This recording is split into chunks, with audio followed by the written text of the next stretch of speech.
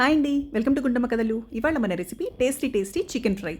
చికెన్ని ఈ విధంగా కనుక చేసుకున్నట్లయితే అన్నంలోకి కానీ, రోటీలోకైనా, చపాతీలోకైనా చాలా బాగుంటుందండి. నేను ముందుగా 1 కేజీ చికెన్ తీసుకుంటున్నాను. శుభ్రంగా వాష్ చేసుకుని దానిలో 2 యాలకులు, జావిత్రి, దాల్చిని, అలానే 4 లవంగాలు వేస్తున్నాను. దీనిలోనే 1/2 స్పూన్ పసుపు వేసుకుంటున్నానండి. ఈ పసుపు ఇంట్లో మనం పట్టించుకున్న పసుపు అండి. దానిలోనే 1/2 స్పూన్ జీరా పౌడర్, అలానే కొరియాండర్ పౌడర్ అంటే ధనియాల పొడి కూడా 1/2 స్పూన్ వేసి దానిలోనే 1 స్పూన్ గరం మసాలా వేస్తున్నాను. ఇవి ఫ్రైడ్ ఆనియన్స్ అండి. ఆనియన్స్ని సన్నగా కట్ చేసుకుని ఆయిల్లో డీప్ ఫ్రై చేసుకుని పక్కన పెట్టుకున్నాను. దీనిలో ఒక 2.5 స్పూన్ల వరకు కళ్ళుప్పు వేశానండి. అందులోనే మీ కారానికి సరిపడా ఉప్పు కారం అనేది మీ టేస్ట్కి తగ్గట్టు వేసుకోండి. నేనైతే 1 కేజీకి 2 స్పూన్లు కారం వేశాను. దీనిలోనే ఇందాక ఫ్రై చేసి పెట్టుకున్నాం కదా ఆనియన్స్ని, ఫ్రైడ్ ఆనియన్స్, ఆ ఆనియన్స్ని కూడా మిక్సీ పట్టుకొని వేస్తున్నానండి. 1.5 స్పూన్ అల్లం వెల్లుల్లి పేస్ట్ వేశాను. అందులోనే 1 టొమాటోని కట్ చేసుకుని వేసుకుంటున్నాను. ఇప్పుడు 1 స్పూన్ ఆయిల్ని యాడ్ చేస్తున్నానండి. దీనిలోనే 1 కప్పు వరకు పెరుగు యాడ్ చేస్తున్నాను.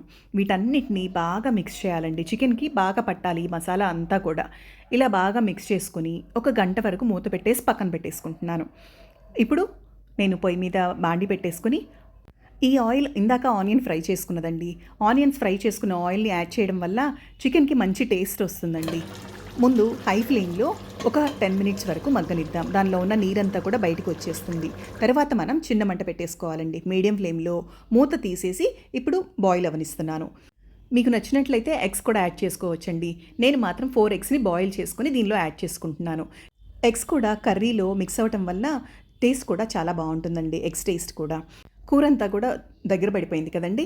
ఇప్పుడు నేను కరివేపాకు, కొంచెం కొత్తిమీర, అలానే పచ్చిమిర్చిని స్లిట్స్ లాగా కొంచెం కట్ చేసుకుని యాడ్ చేసుకుంటున్నాను. ఈ పచ్చిమిర్చి టేస్ట్ చికెన్కి చాలా బాగుంటుందండి.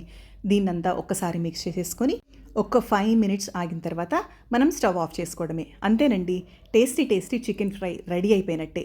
రెగ్యులర్గా చేసే విధానంలో కాకుండా ఒక్కసారి ఈ విధంగా ట్రై చేసి చూడండి. ఈ చికెన్ ఫ్రైకి మనం ఆనియన్స్ ఫ్రై చేసి మిక్సీ పట్టి వేసుకోవడం వల్ల గ్రేవీ కూడా థిక్గా వస్తుంది. అలానే టేస్ట్ కూడా చాలా డిఫరెంట్గా ఉంటుందండి. ఒకసారి ఈ విధంగా ట్రై చేసి ఎలా ఉందో కామెంట్ బాక్స్లో కామెంట్ చేయండి. Thank you and enjoy the recipe. Please subscribe my channel.